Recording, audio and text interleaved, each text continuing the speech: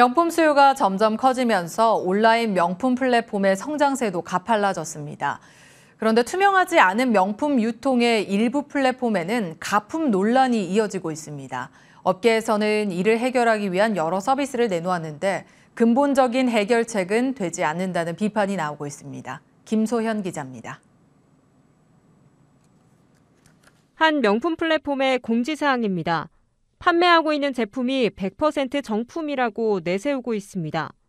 하지만 이곳에서 한정판 운동화를 구매한 한 소비자가 제품이 정품과 다르다며 의문을 제기했고 업체가 해당 제품 감정을 맡긴 결과 가품으로 확인됐습니다.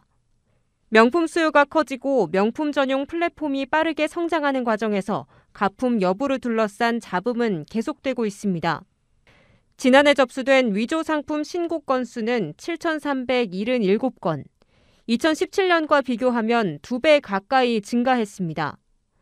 늘어나는 가품 우려 속에서 명품 유통 플랫폼사는 여러 정품 보증 서비스를 내세우고 있습니다. 하지만 이마저도 미봉책으로 가품 유통을 원천적으로 차단하기는 어렵다는 비판이 나옵니다. NFT 보증서의 경우 브랜드 공식 발급이 아닌 중간 판매자의 신뢰 정보 등이 바탕이 됩니다.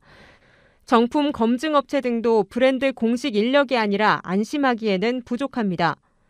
보증 절차를 확실히 해도 명품 유통에 구멍이 생길 수밖에 없다는 겁니다.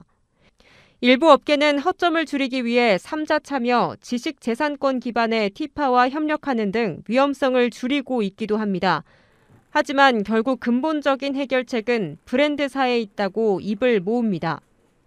브랜드 위조 상품에 대한 대대적인 소송과 관리가 있어야 위조품 원천 차단의 가능성이 높아진다는 겁니다. 정작 글로벌 브랜드사는 위조품 관리에 적극적으로 나서지 않고 있습니다.